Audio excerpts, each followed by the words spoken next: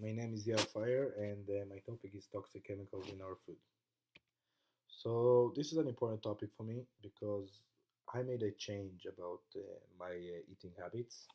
So, my mother was working in a company that sells clean products, and she noticed that a lot of the chemical compounds in clean products are the same ones that we have in ingredients lists on processed food. So she was very worried and she started going and meeting with nutrition groups. And her conclusion was that we should eat a lot more organic food. So she started to change our habits and we started to eat a lot more organic food and less processed food. And right now, I feel that this change have made me to feel more healthier and I can function better since I changed my eating habits. So, toxic chemicals in our food are usually artificial coloring, or the sodium glutamate, which is MSG, artificial sweeteners, high fructose corn syrup, sodium benzoate, sodium nitrate, BHA and BHT, and trans fats. What's important to know that the FDA, which is the Food and Drug Administration in the United States, has allowed the use of all those ingredients in our food, which is very concerning because all of those chemicals were found harmful for the human body. So let's start with artificial coloring. It's used for make the food look better, and we can find it in flavored drinks, candies, cereals, baked goods, and frozen treats. Although the food looks better, yellow 5, yellow 6, and red 40 are all contain compounds that include benzidine and 4-aminophenol, which have been found related to cancer, which is very concerning. Hyperactivity. A British study made in 2007 found that kids that consumed food dyes displayed hyperactive behavior for an hour after the consumption. Uh, Aggressiveness and learning impairments are both found to be related to artificial coloring consuming. And some people have allergic reactions that related to the artificial coloring, and they sometimes can have skin irritability.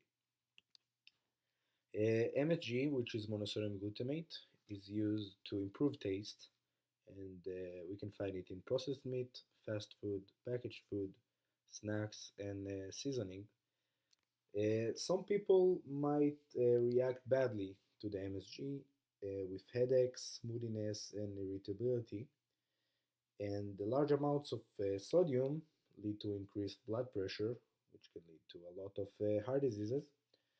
High consumption of MSG, conducted on a study in Thailand in 2012, found that it can cause metabolic syndrome.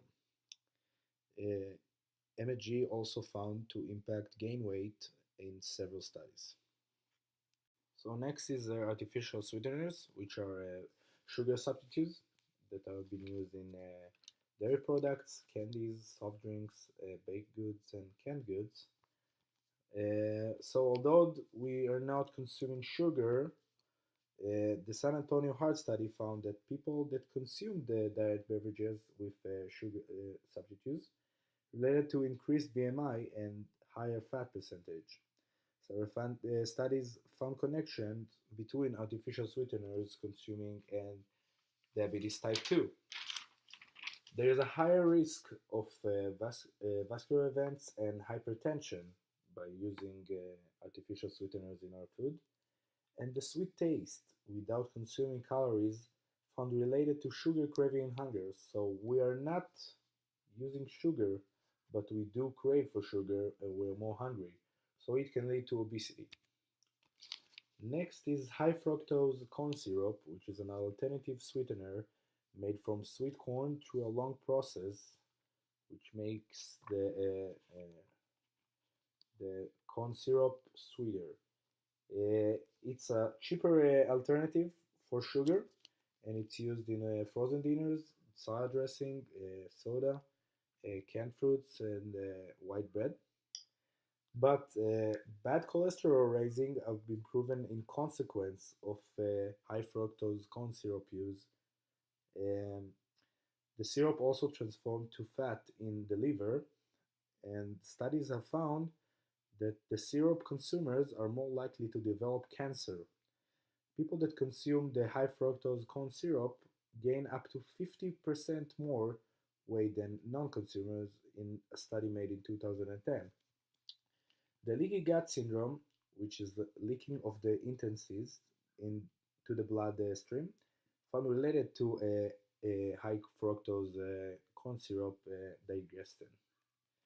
Sodium benzoate.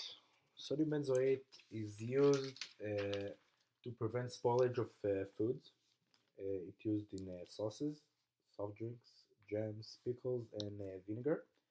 Sodium benzoate is potentially cause children's hyperactivity.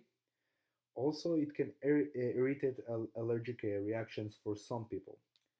And when combined with vitamin C, sodium benzoate can form benzene, which is linked to leukemia and other blood cancers, which is very concerning because we usually have vitamin C in our body, and when we combine it with sodium benzoate, we can harm ourselves and being in a high risk for cancer.